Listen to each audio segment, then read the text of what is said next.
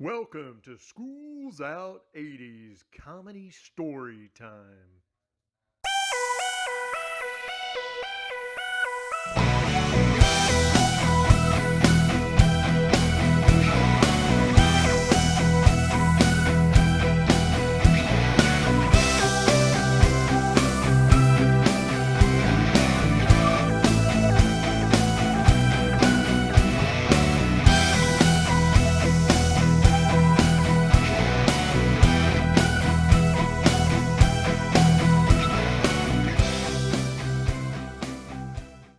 Hey, everybody.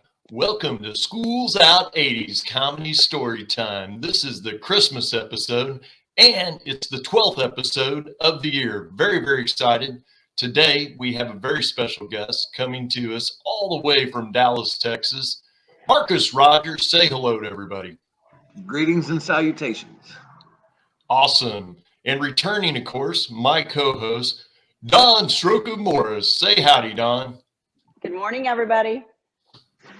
Well, hey, Marcus, since this is the Christmas episode, I thought you might start us off with like your best Christmas story from your little kid, maybe in the 80s, something around that, just kind of enlighten us to something funny that happened to you around Christmas time.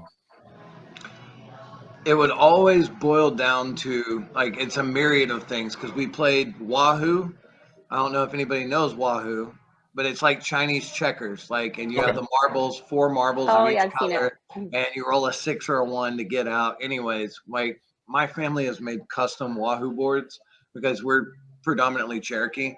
And so it's a Native American game. Yeah. That's fun. So we would play Wahoo until we're blue in the face. And also this card game called Hand and Foot. I called it Glove and Shoe because I change it. So we always do this. And I just remember my mom doesn't drink. And I, of course, got her some coffee because my mom drinks coffee with her asthma gratuitously. She loves drinking coffee. Yeah. Of course, her creamer was Irish cream, right? Because this is what you do when you're me. I'm a mischievous child, right? And so just make sure, let's go ahead and put a little bit more. You like it sweet, Mom? I do, honey. Okay, I got you. Bad boy. Bring it in. We're sitting, we're playing Wahoo, and next thing you know, she's like, the blue and these marbles is so blue. It's so amazing and everything. And my stepdad, we call him Grandpa, okay? Not Grandpa, Grandpa. Grandpa, right? He's just a pissy old man, He's grumpy. He's just grumpy his whole life. He's been griping at me since the day I was 7 years old when my mom married him, and he has not missed a beat at busting my balls. He is definitely that guy, and everything is different. And so he's just like, well, I just don't understand. And he's being very critical of my mother, and she's just drunk and a skunk, right? And he's just like, I don't get it and all this. Well, this leads to a better portion of the story. So it was kind of lackluster in how it panned out. My mom just got tired and did this. A couple days later, he put his foot in his tell everybody again, what'd you sneak in her coffee? Bailey's. Love Bailey's. Okay, got it. Me too. Little Jameson added to that makes it so much better. But, I couldn't do that to Mom. Oh, my God.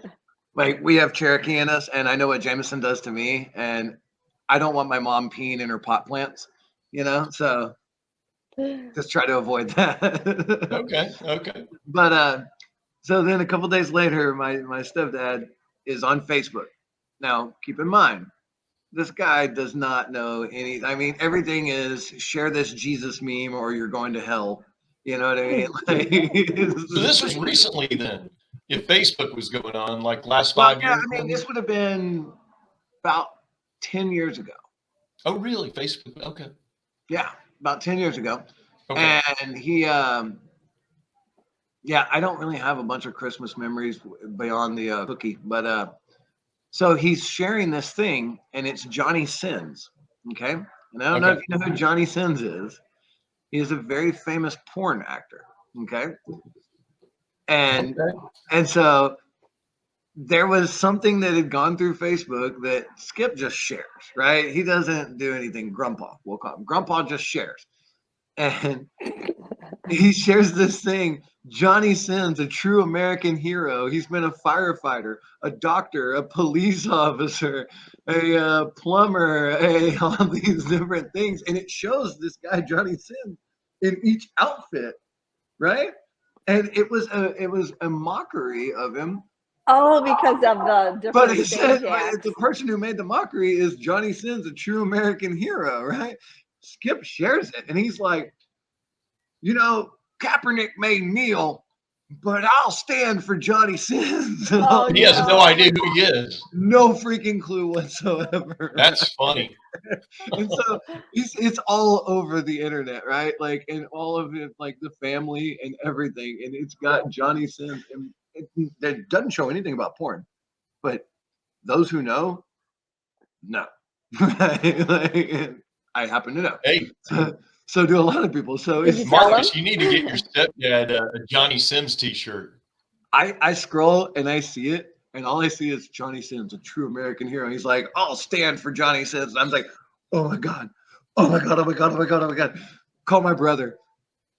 Check this out. You gotta get on Facebook. Look at Dad's page. Look, you gotta see this. Oh my God, that's good. And I hear my brother go, get out of here. No. Oh my God. I can't believe I share blood with this man. Because he's my stepdad. This is my half brother, right? He's like, oh, your half brother, right? And he goes, I can't believe I share blood with this man. He goes, this is so freaking embarrassing. He goes, how do we tell him? I'm like, oh my God, let me. Like, I can't wait for this. I said, but first, I gotta call Mom. Oh my God. Giving her so much grief about being loosey goosey with some Baileys at Christmas the day before. Like, you know what I mean? And so, like, it was like, I would never do any of this and that, and I represent the family, and you know what I mean? Because he doesn't drink. He's had the same bottle of Canadian whiskey, Canadian Hunter or something, that is mostly water now. I can attest to that. In the cabinet for 25, 30, 40 years, right? And so, like, I call my mom and I'm like, hey, Mom, yeah. So, Dad made a post you need to know about. She's like, okay. He makes a lot of dumb posts. Like, they're ridiculous. I said, oh, no. Johnny Sins, a true American hero. You know why he's a plumber? Because he lays pipe, Mom. Oh, no. And she's just like, oh, my God, Marcus, no. Oh, fiddlesticks. Because my mom doesn't cuss. When she's really flabbergasted, it's fiddlesticks. I heard her say crap once, and I almost died. I was like, what? Like, oh, she's pissed. Get out of the house, right? Yeah. She's mad then. So, like, she gets on there, and I just start hearing her laughing and crying at the same time. She's in hysterics, and she's like, no, no.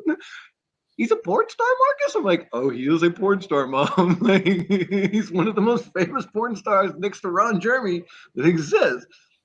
Really? And he's like, he's a true American hero. Johnny Sins, like, Kaepernick kneels, I'll stand for him. And so we're just like, at this point, everybody's like, my brothers are texting me. It's gotten to Tony, it's gotten to Lane, it's gotten to all my other brothers. And they're like, what did Dad do? I just heard that Dad did this. Like, this is great. And I'm like, oh man, he shared a porn star's freaking thing because he just accepts everything for what it is, you know? Like, well, some people might consider him an American hero. Just stories from the 80s that you can think of that just like hit you, like specifically from the 80s. I can think of one great story. All right. It would have been 93. Okay. So there was a Hispanic gangster. I have to choose my words carefully here. Female. And she was one of the most terrifying individuals in the history of my school, right? Like, she was just, her cousin ran the cartel side of everything, like all the Crips, and anyways, wow, crazy. And she was about 275 pounds, and she was a menace. She was terrifying, right? Terrifying. And if you see this, none but love, sister. But so when she's like doing this, so she used to just be a menace to everybody. And me, when I was a freshman in high school, my brothers were seniors, so I always had protection, right? And it's just kind of the way things work, right? And Mhm. she would just abuse everyone, and like male, female, didn't matter, you know. I mean, she could beat up any guy. Like she was terrifying. And I remember sitting at the lunch Bullying. at the cafeteria, right? And there was this little bitty new girl, ginger girl, like red hair, probably weighed buck 15, just sitting by herself, didn't know anybody, first day.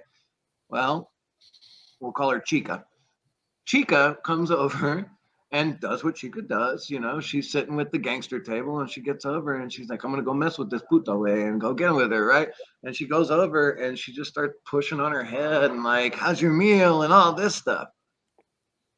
And I see this girl look down, say a prayer. Literally, you see her go, God, Like, give me God strength. help me. And then Chica walks away. Girl didn't let it slide. She just sits there and she goes, okay. Grabs her tray, walks over, dumps it on her head, takes the tray, and smacks her right across the face with the tray as hard as she can, knocks her out of it, and then just sits on top of her and starts wailing. On your face is like, Just beating the smackdown on her, like just, you don't Man. want to mess with me. I don't know anybody. You're gonna mess with me. I'm having a really rough day. You know? well, it's like kind of like those jailhouse rules. You know what I mean? If Oh you're my gonna, God, she's gonna everybody's mess with just you. You're like, gonna. well, that's one way to make a splash. And what she doesn't know is this girl's cartel connected and all this other stuff. Oh, that poor girl. Here's what I learned. Did she That stay day, in the I school? learned she was the most respected and protected girl, and that entire syndicate loved her Because That's she what I was beat up gonna. that That's what I girl? thought. I was like, you're either because gonna she make an was most enemy or a respected best because friend. she didn't bar anything, and like she was so tiny. I mean, I'm talking nothing. And when she walked down the halls from there on out, just Wow, everybody parted around her, and that's when I learned to be fearless. that's wild. Okay, tell us the cookie story from Okay, Christmas. so my grandmother, she made all these ornaments, right? And you know, it was a big thing, I guess, in the 80s to make cookie ornaments and gingerbread men. And so she makes these gingerbread men. Now, being a kid, we made gingerbread man cookies, and I had eaten those cookies so many times that it was just par for the course. So she makes one. It's hanging on the tree. I'm probably 8, 7, like old enough to know better. Oh, because I thought you said you were 18 when you did this. No, this was in the 80s. This was probably 88. And Okay, okay. and I ate this thing. I took a bite out of it. It was terrible because it's got a caking agent. There's all kinds of things that you're not supposed to eat in the ones because they're ornaments. They're going to last Well, yeah, forever. to preserve them. Yeah, and it was so bad. And I just like, and I come in and like I'm looking at my mom, and she's just like, "What?" And I'm like, "Gingerbreads are terrible. Like, what the heck?" And she's just like, "Tell me you didn't eat one of those ornaments." Like, I only took one bite. Like, I promise I won't do that again. I promise. Still got in trouble. It's the way of things. But my grandmother kept it for. I mean, we had it for. If that was the case, I'd say almost 22 years. Wow. And every year she'd hang that ornament on the tree, and you'd have all these gingerbread men, and then one with a bite out of his head that just was like had this. Did it almost crack your tooth, Marcus, when you bit into it?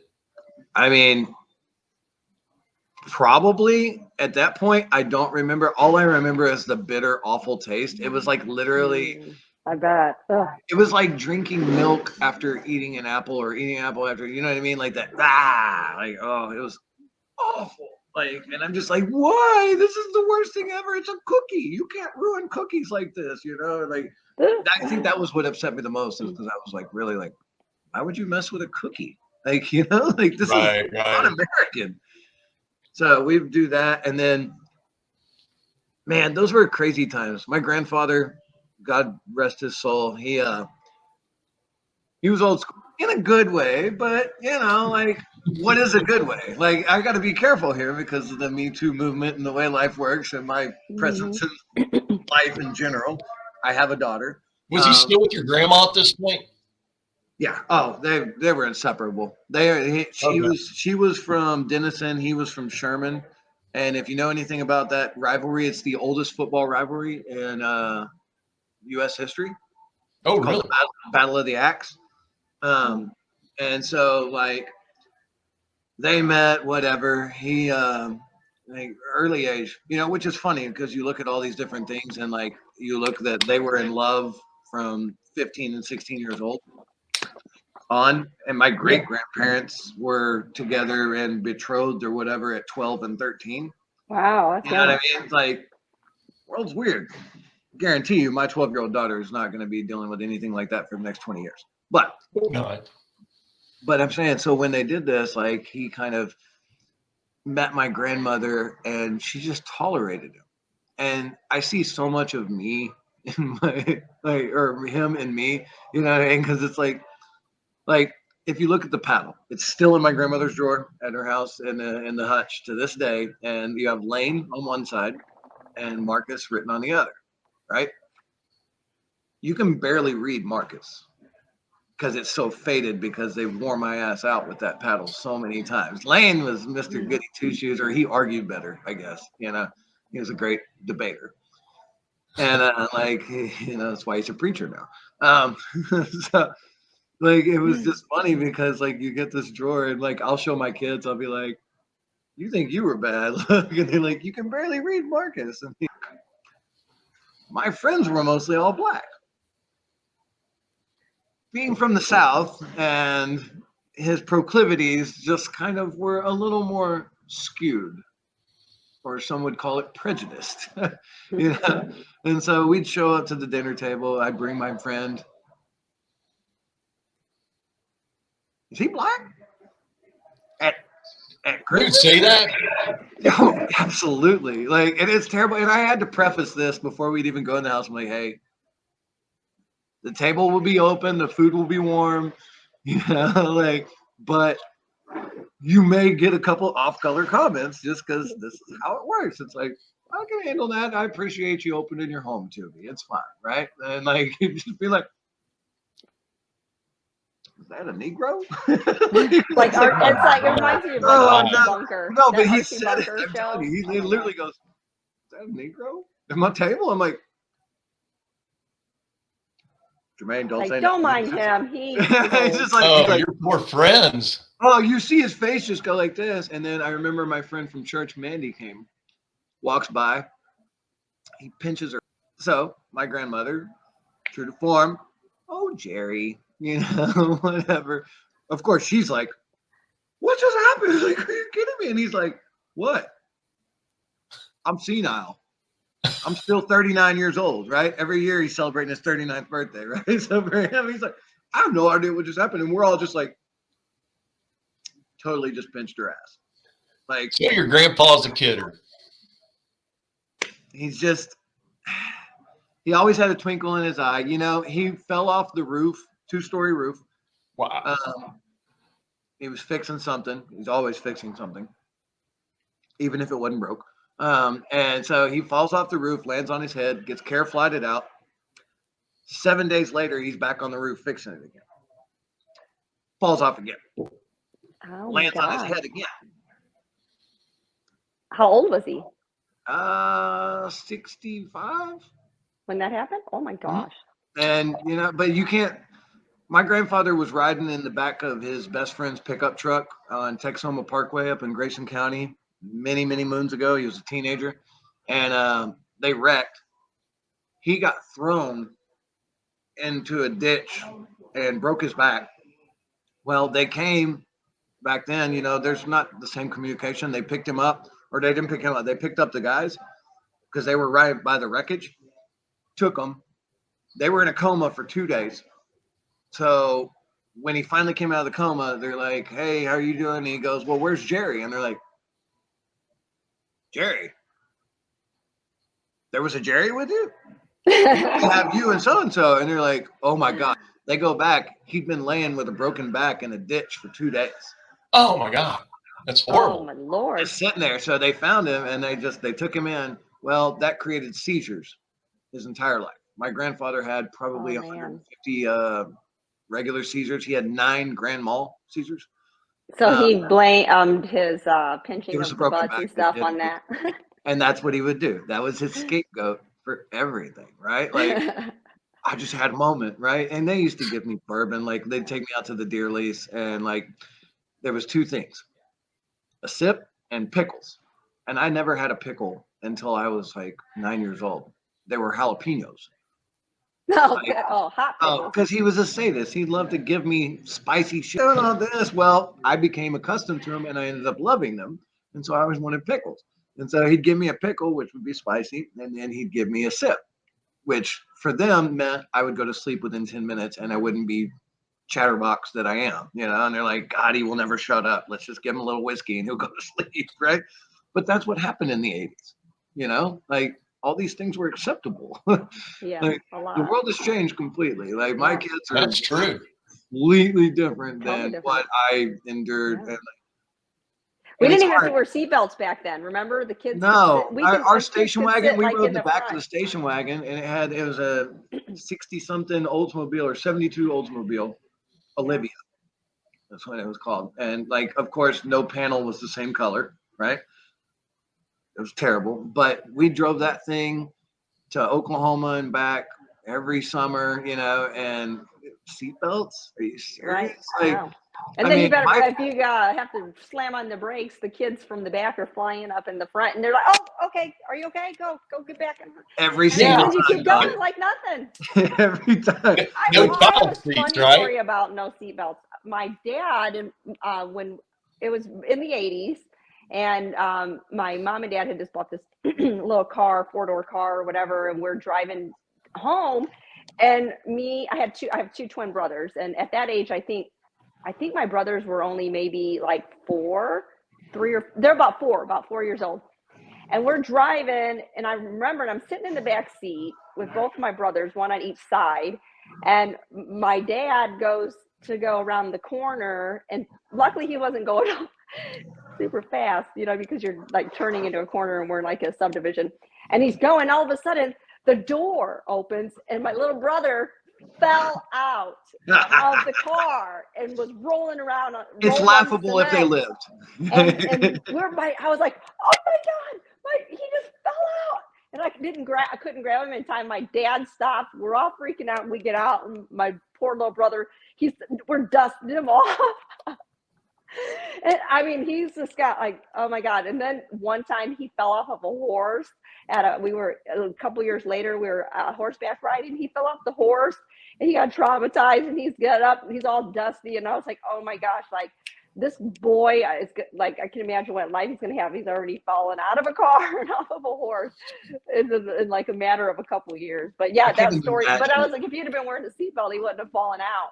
Now they got like the child locks and stuff, but back then it was just like, hey, like I kind of miss those days of being lax like that, to be honest with you. My son is driving right now, or he's got his permit, or whatever. He's 16, and they've actually got him on wait to get his permit until March. That's how backed up they are, which is the craziest thing I've ever seen. Yes. Really? And they have to have 30 hours of drive time logged. Like, it's just so different. Like my guy, he fell asleep. He was a big old fat guy. As soon as he'd get in the car, he'd fall asleep immediately. And I just go drive 1382 by Joe Pool Lake, right? And it'd be nice and smooth, get my hours in. As soon as I'd pull up to the driver's ed school and park, how'd you do? I did great. Like, did nothing. You would have woke up. And he's like, passed.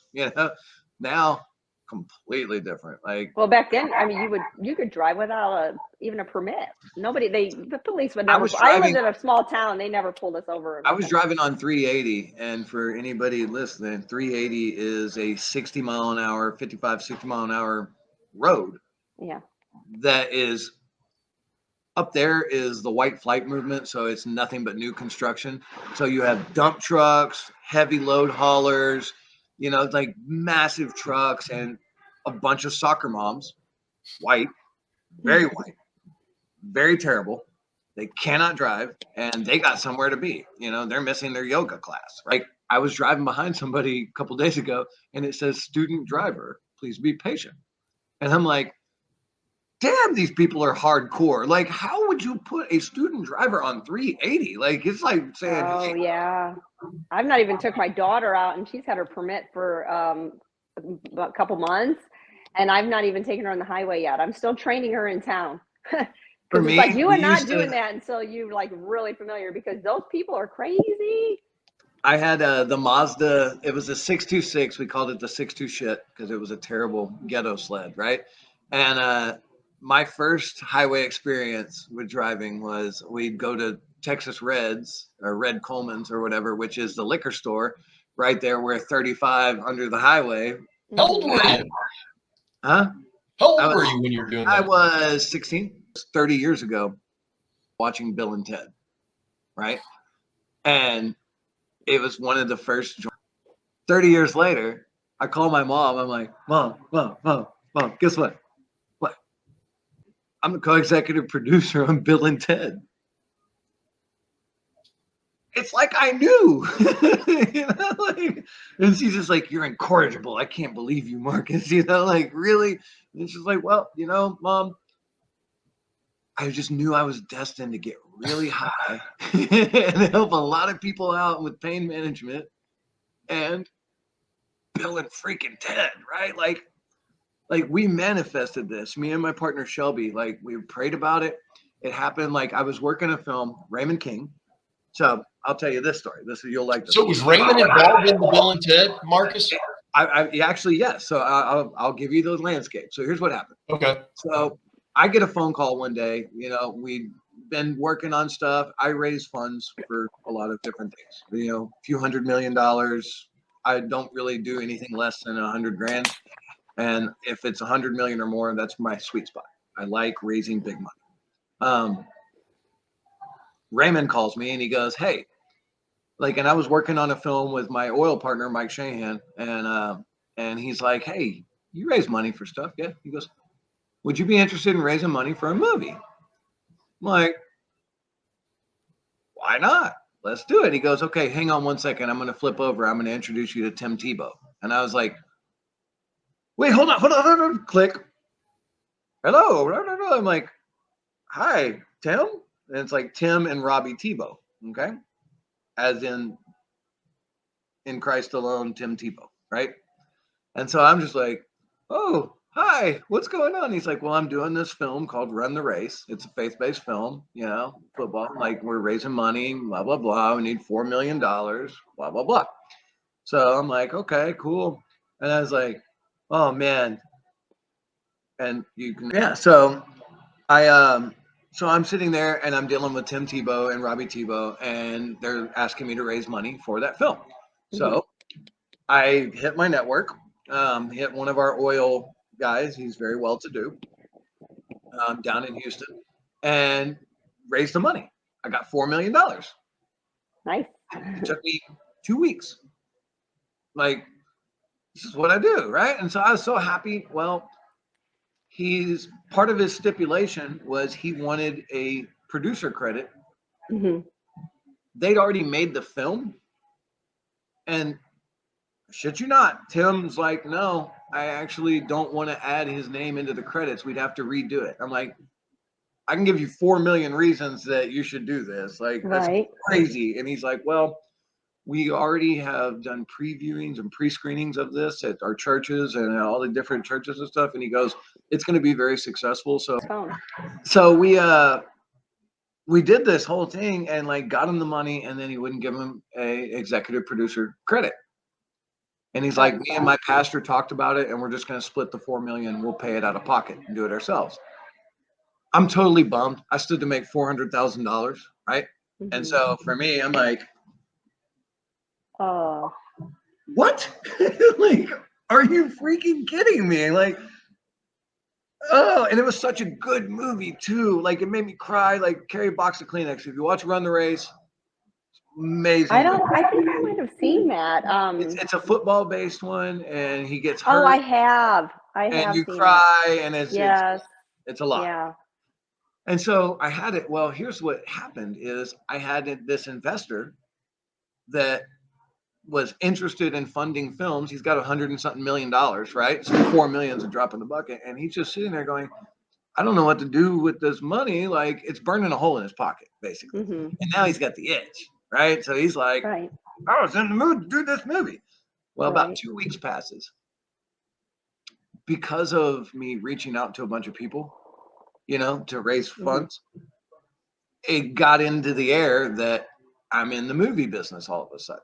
Like this Texas gringo is running around getting into Hollywood's world, right? And so I'm like, okay, well, and then I get a call, and it was from this person. They're like, I want to introduce you to somebody, and he's got a film that I think that you would be interested in funding. Meet you. So I got this movie. I said, yeah. He goes, Bill and Ted, and I said, done. You got me at Bill. Yeah, I was like, done. I'll get it. How much you need? Give me a timeline. I'll make it happen. And 90 days to the day, I got $9.7 million funded. Me and my partner Shelby busted our ass. If that one door wouldn't have closed, you might not have went in that. Guess who funded it? So, well, guess who funded it? Mr. Money burning a hole in his pocket. Right. That's what I'm saying. So instead of his $4 million, he put 9.7. Got a much more blockbuster film with Keanu. It worked out for both of you. It was great for everybody. And so we did that, and then went to New Orleans for filming. And so what's fun about New Orleans, that was a trip. Okay. Again, I've never been in movies. Like my partner Shelby, she's actually starred in a movie. Her daughter's been in a movie. She walked the runway for New York Fashion Week. She's a supermodel. She's done all these things. Then you got Marcus. I just want to sit over here and get things done and enjoy the cool part and drink beer with the people. So true to form, we go on set. And we get our little headsets, wireless headsets as producers get. And we get to sit in the tent, and Kid Cudi's there, and Keanu's there, and Alex Winters is there, and Anthony Kerrigan, and the list goes on, right? And it was amazing. Well, it was hot. It's freaking July in New Orleans, right? So we're in, and it's supposed to be San Dimas, California, but it's actually Slidell, Louisiana. It's right outside New Orleans, right? And so we go in, and I'm like, I want to go into the house and find water. Didn't know there was a big old thing of waters right there by us. I'm new to this whole thing, right? Yeah, so I just want to go out. I end up meeting the owners of the house, right?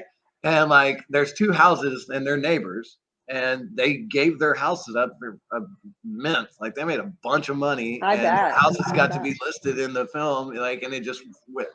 I didn't know any of this and how it worked.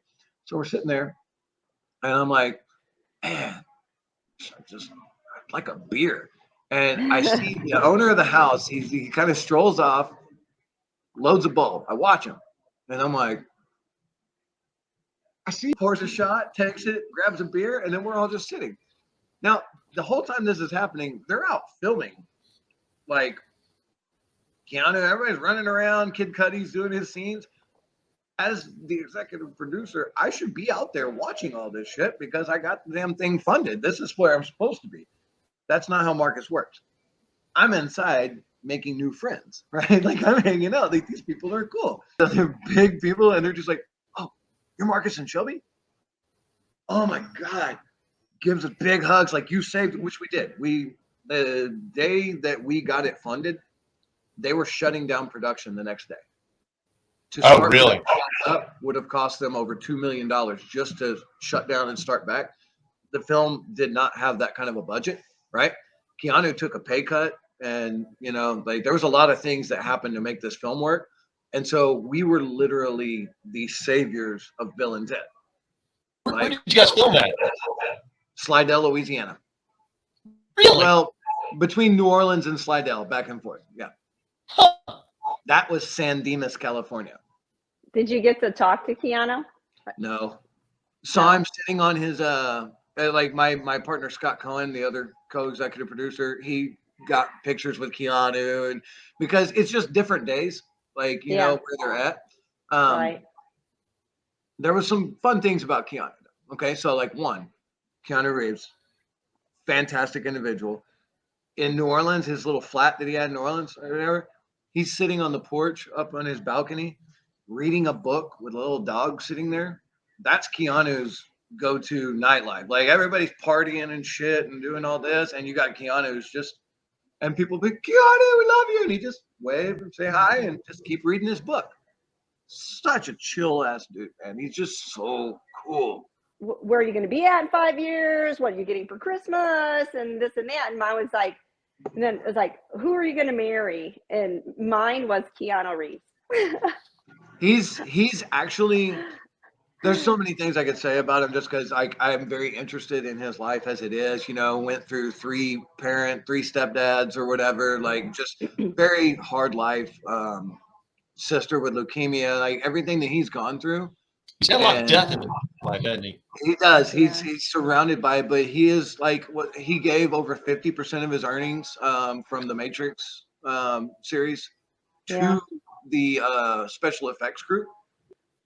So like he paid them because they weren't getting paid enough, and he said the Matrix was what it was because of the special effects people. So he took all of his funds and gave it to them. I mean, he seems like he would be a really, really cool guy. He took about an 80% pay cut for Bill and Ted. Yeah.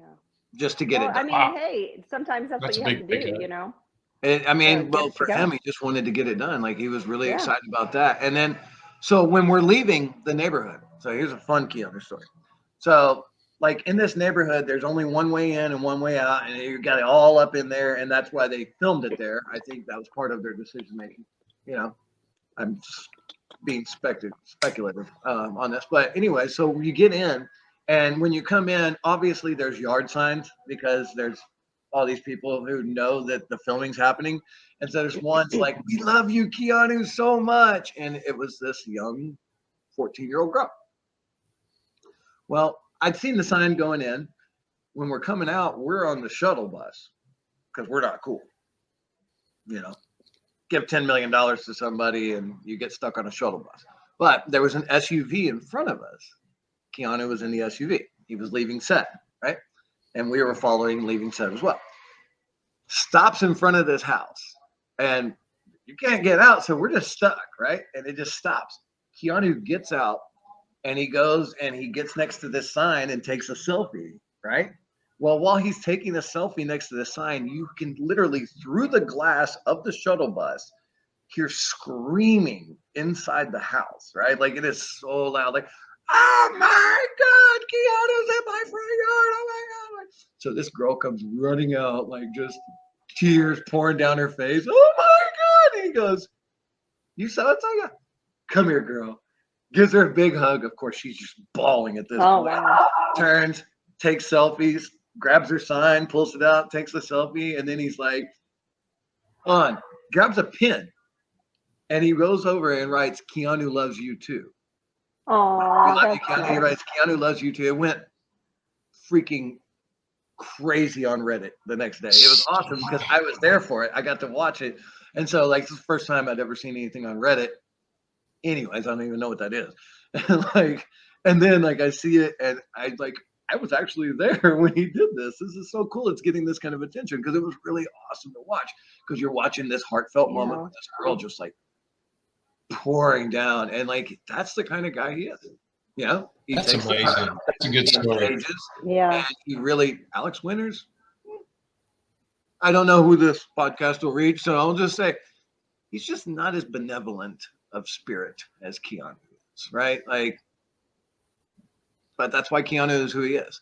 Keanu was at a gun range where a bunch of my special forces guys, our protective teams and stuff like that, they go and you have like the gun range and then you go through the woods and then there's a close quarter combat where you go and do that Jason Bourne shit and you kind of learn all that. Well, they're walking back from that and this guy who looks like freaking Neo walks up and he goes, hey, do you know where the close quarter combat is? And oh shit, you're Keanu Reeves. And now these guys have like many kills. You know, they're badass special forces guys. And they're like, what? Why were they there? Well, were they in the movie? They're just at the gun range, right? Like, and so that's where they go. And they go to this one gun range to train. Well, Keanu just happened to show up to this gun range. He didn't know where the place was. And so the guy's like, I could have just told him, go around the corner and it's there. He's like, well, let me show you. right? Because he's like, it's Keanu Reeves. Like, I'll get a chance to Okay. talk. So he's walking along with him, and they start going through stuff. They end up going and shooting with him and doing everything. And he's like, Marcus, that is one of the scariest men I've ever met in my entire life. He goes, and you know, I would never admit this. He goes, but I'm admitting it. He knows more about guns and firearms and close tactical range, and like he is a better shot than me. And like all this, he goes, it's crazy. And I'm like, well, when you have millions of dollars to invest in only that, it makes sense, right? And he goes, well, he's very, very good at it. Like, and he's knowledgeable, he's sharp, he's friendly, personable. He goes, like, Yeah. that's a friendship that I'm going to maintain for a long time. He goes, but I want to tell you, I would not mess with Keanu Reeves because he will kill you 7 different ways before you even know. Like, he's that trained just to be That's around. awesome. Hey, Marcus, tell us the Pope story. Tell us how Marcus, the Pope, and Keanu Reeves are all intertwined.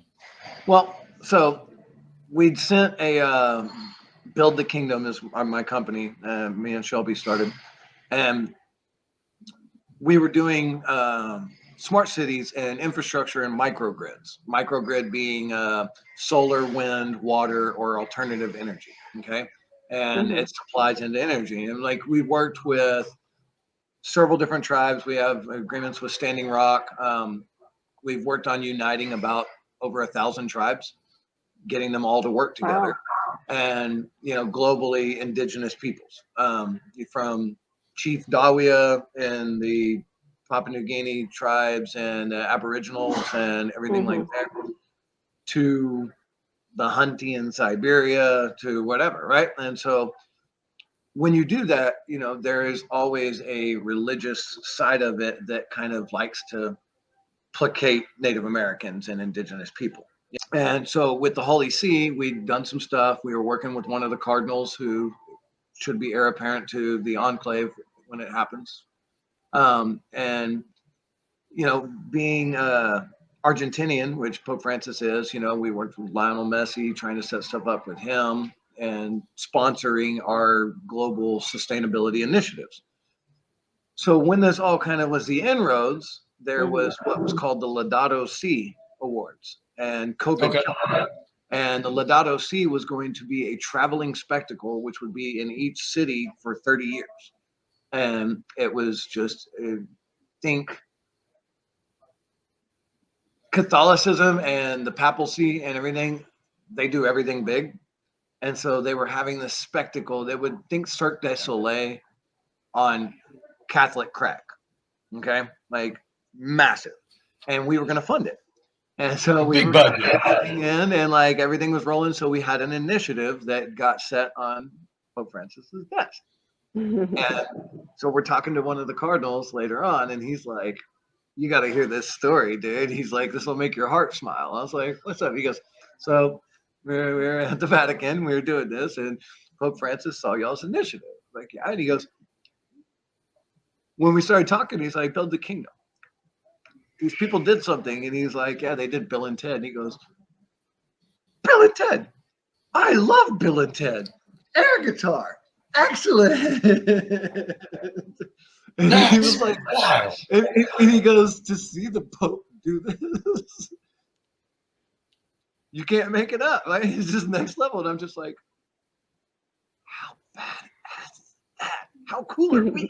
Like, yeah. Like, it was the coolest thing ever. And so like he was like, "Well, you can pretty much guarantee your initiatives are going to get straight to him from here on out." Like, just because of this connection for Bill and freaking Ted. And that's been our lives ever since. Like, it opens more doors. I mean, Dalai Lama, like, it's endless. Like, all I have to do is say, AP help fund Bill and Ted, and people are just like, "Oh, hey, let's talk about business with you and do all this." And it's like, it's really that easy? Like, but people look for familiarity, right? And so, like, in this day and age, everybody's so bass backwards and trying to screw everybody that you've got to find these things that tie you together. And that just happens to be one of those things. It just gives somebody some kind of familiarity of, okay, well, you do this, we'll do this. Is your current business, is it a charity? It's not. We have a foundation that we're starting, but I actually Okay. I support things through Raymond. So like if anybody wants to do anything for a 501c3, we'll do it there. We have some trusts being set up that are 501c3 that will start our Build the Kingdom Foundation. But currently, we get so busy moving towards things, John. You know, it's like I just want to help people, and I feel like it would take so much time to set this up and do all this. Whenever the money's there right now, let's just get it over to Oh, Autism yeah, yeah, yeah. Students, I was just to curious. So NACA. you're a for-profit organization, uh, and you go all around the world, right? Like people really understand that because you're a unique individual. I Mhm. definitely travel a lot. I what I would describe myself is I'm a business agnostic philanthropic capitalist. Like I try to Nice. make as much money as humanly possible so that I can give it all away. Like, think about it like this. On Monday morning, you're in the dirt with some orphans in Africa and tears streaming down your face, telling them about the love of Christ and Oh, and things. And then Friday, you're having dinner, great bottle of wine, nice steak, 5-star resort, and you're talking about what you can do to further the kingdom. And that's kind of how we work. Like I enjoy myself, I like to have fun, but I'm not real flashy. Like I live a really simple life. My kids are my world. I will spend every yeah, time making them the best that they could possibly be, and I eat yeah, really well. Like if anybody asked me what I Yeah. ever did with all my money, I ate. I eat a lot, and I love delicious foods. I love trying new things, and I love to travel. I love history. There's nothing like walking the wall that Alexander the Great built, and you're in Thessaloniki, Greece, and you walk it all the way to this castle that he kept all the rulers that he conquered. He turned the castle into a prison, and he sticks them all in there. And then I see this tear in the fence, and so me, being the mischievous fellow that I am, and Shelby also with a twinkle in her eye of mischief, right? We go through the fence and we climb up on the parapet, and you can see where this locals, and then we're up on the parapet, and you've got Mount Olympus in the background. You got the Aegean Sea and the bay right there, and you're on a castle built by Alexander the Great. Marcus, I want to get to the part of our show where we promote. And so, I mean, people got to be like really excited about what you and Shelby are doing with Build the Kingdom and the production work that you do, the entertainment work that you do, the construction work you do. So, most of us live pretty boring lives, but tell people how they can reach you I if they mean, want to maybe get involved with Build the Kingdom or any of the it's a projects you're very working simple process. Our website's www.buildthekingdom.global. Um, and our numbers are on there. I am Marcus at buildthekingdom.global. Shelby is Shelby, Shelby, at buildthekingdom.global. What everybody should know is I'm a servant. I've been called to be a servant, and that's what I want to do. And while I take the like, if somebody wants to give, I'm always accepting and gracious of it because it's awesome, oh, and it's helpful. But I want to serve. Even when I raise money or do things, like if I'm giving money to someone and investing myself, it's from a servant's heart. Like I want to know how I could be of assistance and help. And Jesus called us to wash each other's feet. And you learn a lot about yourself when you're on your knees washing someone's feet. And you learn a lot about what you can yeah. actually accomplish when you take that mentality. And so that's kind of where we're at. Mm-hmm. We just Awesome. Awesome. Don, Yes. piggyback on that because I know you're serving what you do too. So tell everybody about like what you're involved in. Then I'll tell everybody about what I'm involved in, and then we'll listening Okay. audience. Okay. I do a multiple different things. It just depends, where I can help somebody. Right now, I am an entrepreneur, so I have different things that I'm doing. I'm working, with a clothing line, to help, women, with affordable like fitness wear and things like that. I help them, like pick out outfits and things like that that are, for them. I just enjoy helping people. I do a fitness side too, fitness nutrition side, where I offer just kind of like more or less counseling, with motivation type stuff to help people get on the right path. You know, I used to be a fitness trainer back in the day, you know, managed a gym and things like that. So I have a history all the way back for my youth in fitness and stuff like that. So I like to share that, help people with that. I have a website, you know, where people can go to and, you know, talk to me on there. There's an email on there. They can get me, they can email me right through my website. I have a lot of people now that just reach out just to say, hey, you know, how do you stay motivated? How do you do the things that you do in life? You know, you've been through a lot, but yeah, you're always smiling and you're always helping people and things like that. And, you know, so I'm always welcoming for them to just reach out to me just if they need a friend. I lost a son a couple of years ago in a drowning accident. He was 23 when he passed away. And through I that didn't know that. outreach of helping people like that, you know, they'd be like, how do you continue moving after something like that? You know, how do you're still into fitness, you're still into nutrition, you running businesses, you're opening new businesses, you have kids, you're being, you know, this great fabulous mom. How do you maintain all that after you've been through such a devastating act or thing, you know? So I've actually had people, now that I've put myself out there to help and inspire people and do all that right now through my Right. social media, things like that. I've actually helped a few handful of people just in the last few months of me doing it, because I just started kicking everything off about maybe 6 months ago, 5 months of that, you know, where I really started to go into the route where I wanted to start pushing it. I've always Sure. done it on like a small scale with people within my world, but now I'm trying to reach out to those that I can draw in to connect with. And I've had like a couple people that were barely getting by, you know, because of a loss. And it doesn't even have to be of a child. You know, I've had people reach out to me that have lost parents, you know, I mean, this is Yeah. devastating and stuff like that. And I can honestly say that in just the last month, I've had a couple people that have seen what I'm doing and stuff like that reach out and say, you changed my life. Like, I'm living Wow. again. I'm actually going out, you know, some of the things that you told me how to cope with, like birthdays or this and that, you know, they were like, I feel better now because I didn't know how to be, you know, and just by you know, you being strong and you saying, here, do this, do that, try this, you know, and stuff, and showing me what you were doing. He was like, I'm living again, and now I'm taking my kids to concerts, and I'm doing this, and I have my sad moments, but I'm not in that hole, that pit that I was in before I met you. So Right. you know what I mean? So it's like, I want to be able to, you know, go and maybe eventually talk with people on that level and maybe, you know, do speeches in places once I'm able to start getting myself out there. And this is one of the things, like with the podcast or here with you. But so God's had it on my heart for a lot of years, to really share some wisdom and some vision for life. I've been professionally selling for 31 years, very successfully, and God just had it on my heart to share with the world. So I wrote a book last year. It's out on Amazon. I have a course. It's called Sales Warrior Module 1.